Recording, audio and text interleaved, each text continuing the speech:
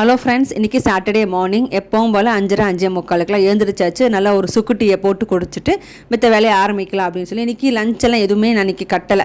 வெறும் பிரேக்ஃபாஸ்ட் மட்டும்தான். நானும் இவ்வளோ தானே சாப்பிட்டு கிளம்பிடலாம் அப்படின்னு சொல்லிட்டு. ஏன்னா பக்கத்தில் மால் இருக்குது. மாலுன்னு தான் பேர், ஆனால் எல்லாமே ரெஸ்டாரண்ட்டாக தான் இருக்கும். அப்புறம் அந்த துணி கடைகளாக தான் இருக்கும்.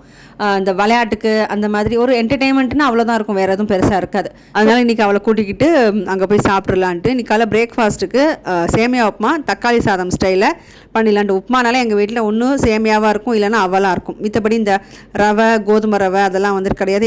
இவருக்கு இந்த புளிமா நம்ம செய்வோம் இல்லையா, அரிசி மாவில், அது ரொம்ப பிடிக்கும். நல்லா மொறுன்னு செஞ்சால் ரொம்ப பிடிக்கும். ஸோ அவ்வளோதான், வேறு எதுவும் இல்லை.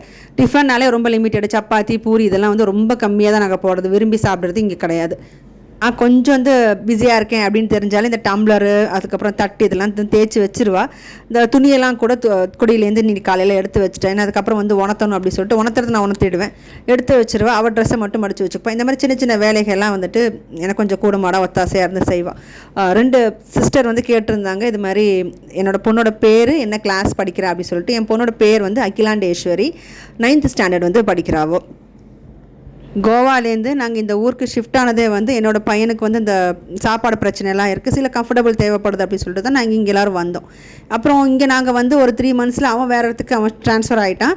இப்போ கல்யாணம் ஆகிடுச்சு, வேறு ஒரு ஊருக்கே அவன் போயிட்டான். அதனால் எங்களுக்கு இங்கே செட் ஆகிடுச்சு. முதல்ல கஷ்டமாக இருந்தது, இப்போ எங்களுக்கு நல்ல கம்ஃபர்டபுளாக இருக்குன்னு சொல்லி இங்கே வீடு வாங்கி செட் ஆகிடுச்சு. அவ்வளோதான்.